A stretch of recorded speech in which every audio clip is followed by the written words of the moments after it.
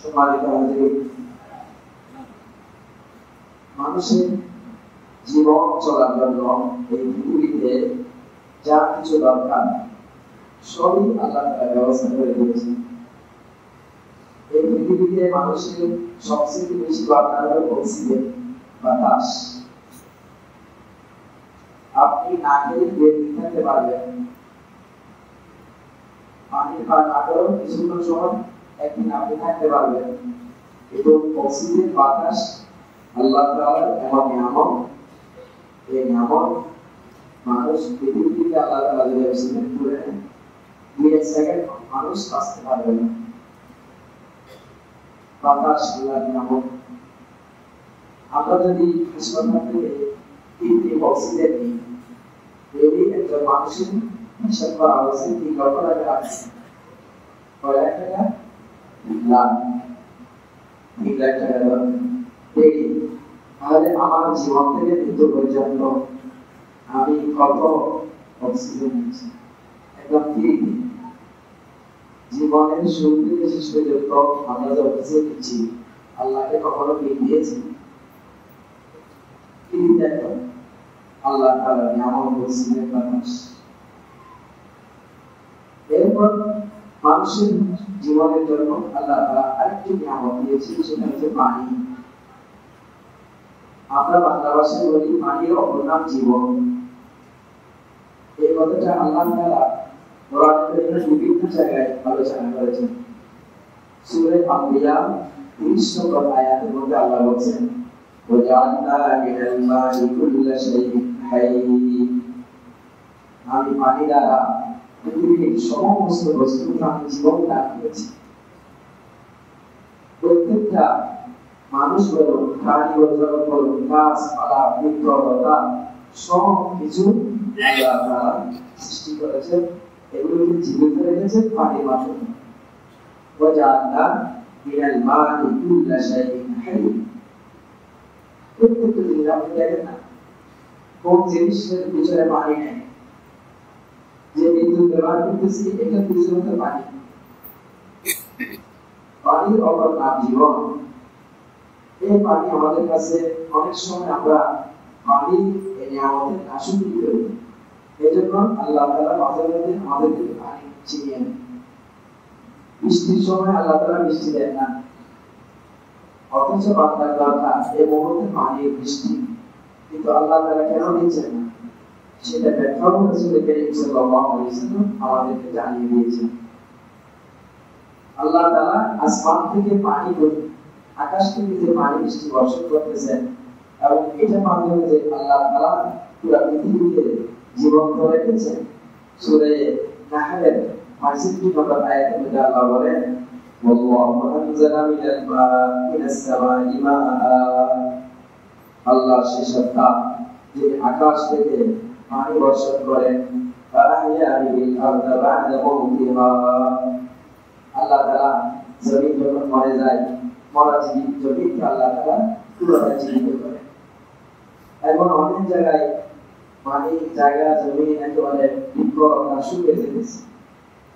উত্তরবঙ্গের মধ্যে বিশেষ করে Rajshahi, Dinajpur 44 degree, 40 degree, 42 degree অনেক জায়গার মধ্যে ফসল মারা যাইতেছে। এমনকি যে রোডের মধ্যে পিচ আর দেওয়া হয়েছে সেটা পর্যন্ত উঠে যাইতেছে। আগে আমরা বলতাম আরব দেশে গরম, এখন আরব দেশে বৃষ্টি পড়তেছে, আর বাংলাদেশে খরা চলতেছে, অনাবৃষ্টি। আল্লাহ তাআলার কুদরতি বিশাল দেখেন। আল্লাহ না চাইলে দুনিয়ার সমস্ত বিজ্ঞানীরা যদি মিলে একত্রিত করে এই আকাশ থেকে এক ফোঁটা বৃষ্টি বর্ষণ করার জন্য যদি চেষ্টা করে, পারবে? আল্লাহ সে কথাই বলছেন যে ফাআহইয়া বিল আরদি বা'দা মাউতিহা। আর কায়দার মধ্যে আল্লাহ বলেন, কুল আরাআইতুম আসবাহা মাউকুম গাওরান ফামান ইয়াতিকুম বিমাইন মাঈন। এই আমার বান্দা, খুব মেহরবানি আপনি আমার বান্দাদেরকে বলে দিন, আপনার মুসলিম বেঈমানদেরকে বলে দিন, যারা আল্লাহ নিয়ামতকে অস্বীকার করে, আল্লাহ দেওয়া নিয়ামতকে আকবরি করে, ওই সমস্ত মানুষকে আপনি বলে দিন আচ্ছা বলো তো, যে পানি তোমরা পান করতেছো, এই পানি যদি আমি তোমাদের থেকে ছিনিয়ে নিই, তোমাদের পানির লেয়ার যদি একেবারে নিচে থেকে নিয়ে দিই, তখন তোমরা কি করবে? বলো তো, দুনিয়ার কোন বিজ্ঞানী আছে সেখান থেকে পাতাল থেকে পানি তোলান? বিভিন্ন জায়গায় এমন আছে 500 মানে ফিট আপনি নিচে দিয়ে গেছে, পানি নাই, 1100 ফিট পানি নাই। এই আয়াতের বাস্তবতা বুঝে আসে যে সবকিছু আল্লাহর বিধান। আল্লাহ তাআলা এই নিয়ামতের শুকর আমরা কিভাবে করব?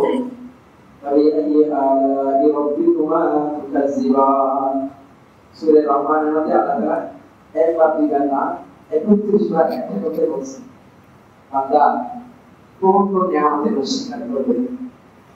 আমাদের কাছে পানিটা যেভাবে আমরা পানি অপচয় করি, বাসায় অপচয় করি, বাথরুমে অপচয় করি, মসজিদে কি পরিমাণ পানি অপচয় করি। একজন মানুষের রোজের জন্য 1 ঘন্টা পানি, মানে 1 লিটার পানি দিয়ে মানুষ জমা নিতে পারে, কিন্তু রোজখানে আপনি দেখেন এক বাক্য 2 বালতি পানি, একজন মানুষ 2 বালতি পানি ব্যবহার করতেছে রোজখানে। কি পরিমাণ অপচয় আমরা করতেছি। আল্লাহ তাআলা আল্লাহর নিজাম এবং সিস্টেম হচ্ছে, বান্দা যখন নিয়ামতের নাকিরি করে, নাশুকরি করে, অপচয় করে, আল্লাহ তাআলা ওই নিয়ামতকে ছিনিয়ে নেন। ফিলিস্তিনের মধ্যে পানির জন্য হাহাকার, চতুর্দিকে পানি বন্ধ করে দিচ্ছে, এখন পানি পাইতেছে। আর দুবাই ওয়ানের মধ্যে পানি পড়া বইতেছে না। এগুলো আল্লাহর সৃষ্টি নিজাম, আল্লাহ তাআলার কুদরতি নিশান যদি আমরা না বুঝি, এই জন্য আল্লাহ তাআলা বলেন আরাইতুম ইন আসবাহা মাউকুম গাওরা, পানির লেয়ারকে যদি আমি নিচে নেমে দিই, আলাইয়াকুম বিমাইন মাইন, আর শক্তি আছে এই জ্বলন্ত পানি তোমাদের সামনে নিয়ে আসেন, এইভাবে এখন আমরা বৃষ্টির জন্য হাহাকার করতেছি, বিভিন্ন জায়গায় সালাতুল ইস্তিসকা, বৃষ্টি পাথর নামাজ আদায় করতেছি আল্লাহর কাছে। তো এইগুলো এত আবেদন নিবেদন আমরা কেন করতেছি? কারণ কি আমাদের কাছে আমাদের এই বিশ্বাস যে আল্লাহ ছাড়া বৃষ্টি দেওয়া করবে না।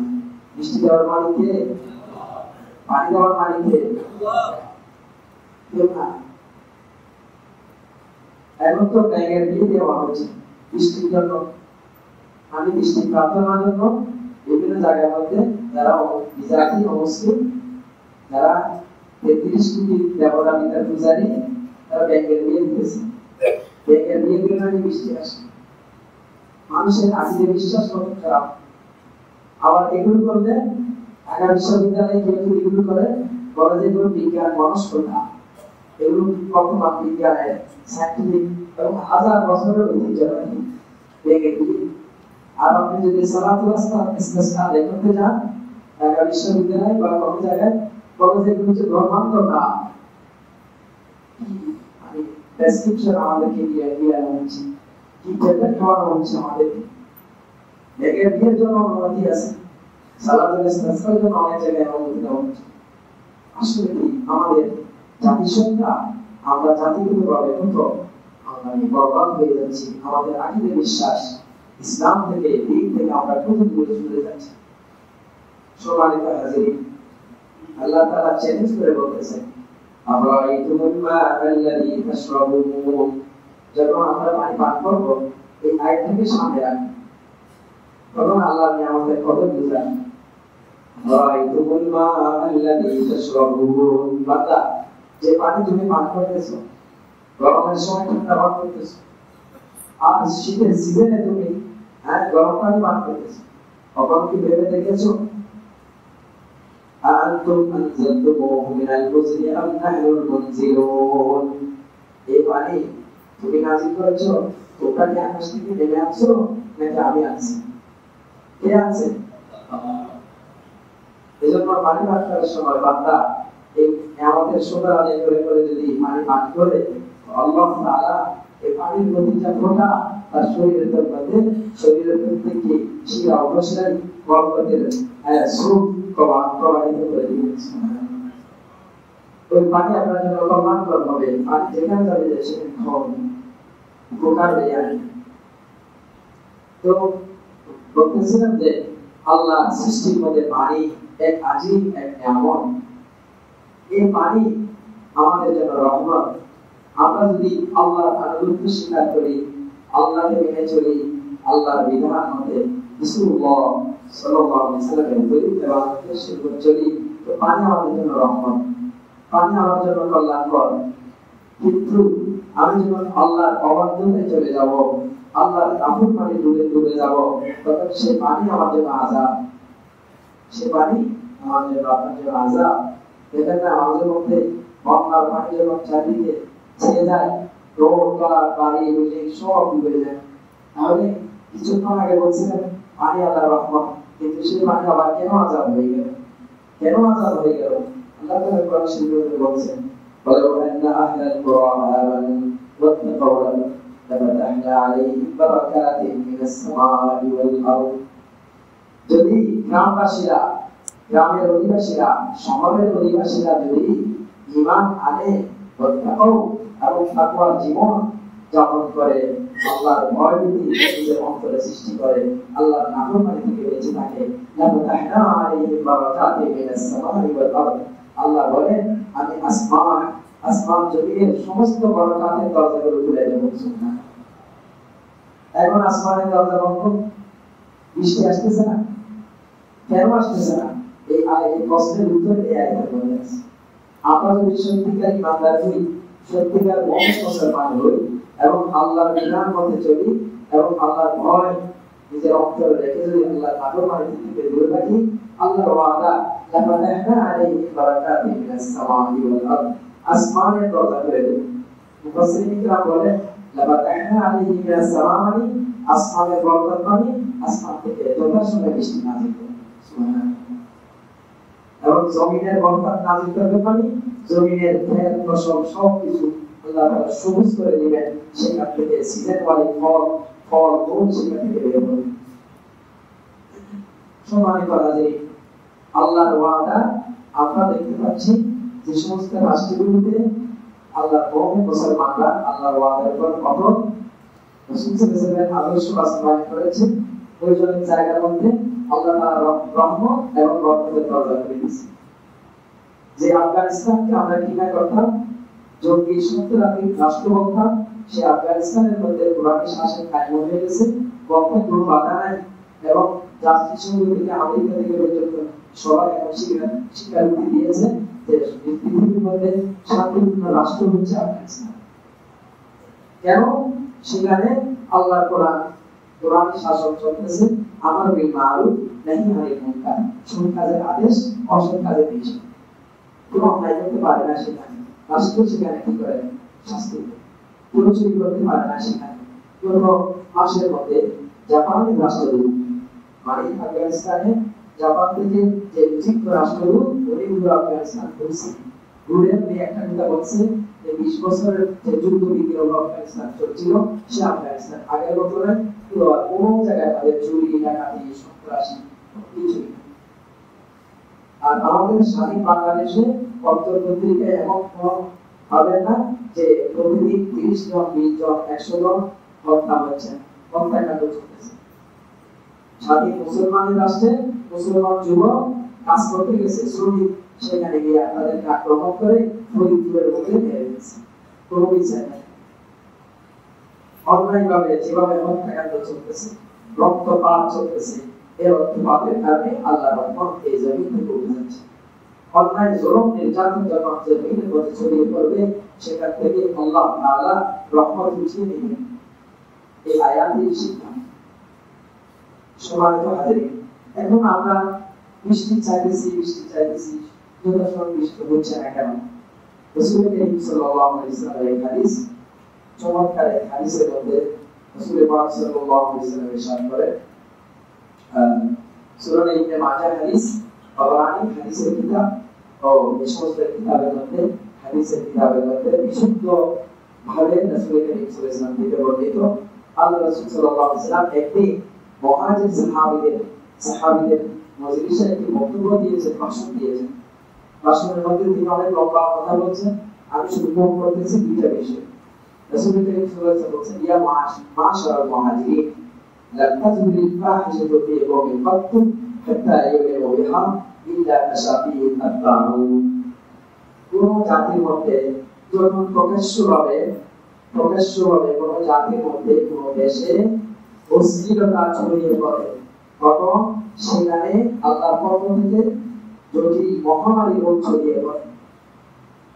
এমন মহামারী রোগ ছড়িয়ে পড়ে আল্লাযীনা কাফারু হাযাতি আসলামিহিম, আর তাদের বাপদাদা চতুর্দশী শুনে নেয়। আমাদের দাদারা শুনছে করোনার মতো রোগ, করোনার মতো বিশ্ব সরকারি সারা দুনিয়াতে যেভাবে নাটক চালিয়েছে করোনা, এই করোনার নামটা তো শুনে নাই। এইগুলো মহামারী আকার রূপ ধারণ করতেছে মুসলমানের কারণে নাকি বেঈমানদের কারণে?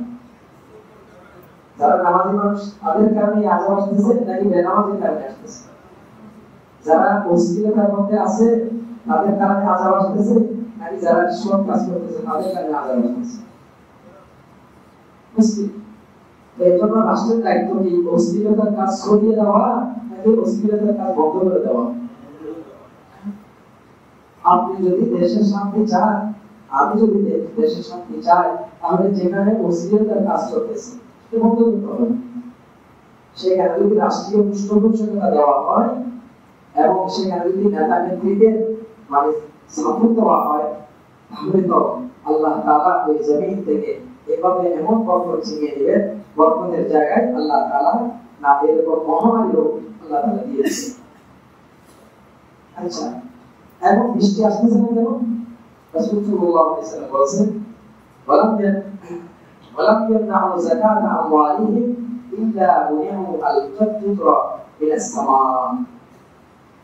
যদি সম্পদশালী মানুষেরা যথাসময়ে যদি সম্পদের যাকাত না দেয়, তখন আল্লাহর পক্ষ থেকে আসমান থেকে বৃষ্টি বর্ষণ বন্ধ হয়ে যায়। আপনি পুরো এলাকার মধ্যে হিসাব করে দেখেন কয়জন মানুষ আছে শতভাগ সঠিকভাবে শরীয়তের মাসাইল যে যাকাত আদায় করতেছে। বেশিরভাগ মানুষ নামতে বাসে যাকাত আদায় করে, আর অনেক মানুষ যাকাতই আদায় করে না। ব্যাংক ব্যালেন্স এমন ভাবে ব্যাংক করে থাকে হাতের সিঁদুর দিয়ে এক ফোঁটা পানি পড়ে না। এরকম মানুষের আমাদের সমাজে আছে। তো মানুষ যখন সম্পদশালীরা যখন যাকাত আদায় করে না, তো আকাশ থেকে বৃষ্টি বর্ষণ করে। আল্লাহ রাসূল বলেছেন, ওয়ালাউল মাহারিম লা ইউতিরু, যদি এই গরু ছাগল না থাকতো তারা এখন পানি পাইতো না। তাহলে আমরা গরু ছাগল থেকে খারাপ হয়ে গেছি। যেভাবে মুসলিমরা সমাজের মধ্যে ছড়িয়ে পড়ছে, যেভাবে সম্পদশালীরা যাকাত আদায় করছে না, যেভাবে আল্লাহর নাফরমানি ছড়িয়ে পড়ছে, এই মুহূর্তের মধ্যে আল্লাহ তাআলা বৃষ্টি বন্ধ করবেন না, কি করবেন? এজন্য আমাদেরকে আমরা শুনে আমরা নিজেটা চিন্তা করি। এখন আগের যুগে 10 বছর আগে 5 বছর আগে সমাজের মুরব্বীরা সমাজ নিয়ে চিন্তা করতেন, এলাকা নিয়ে চিন্তা করতেন। এখন আমরা প্রত্যেকজনে কি আমাদের যেটা নিদর্শন বলা হয়েছে ইয়া নাফসি ইয়া নাফসি ইয়া নাফসি ইয়া নাফসি, বাস আমি আমার বিবি বাচ্চা নিয়ে আরাম থাকতে পারলে হয়েছে। আমার গানে বামে কি হয়েছে, কি বৃষ্টি হচ্ছে না কি হচ্ছে না, এগুলো আমার দেখার বিষয় নেই।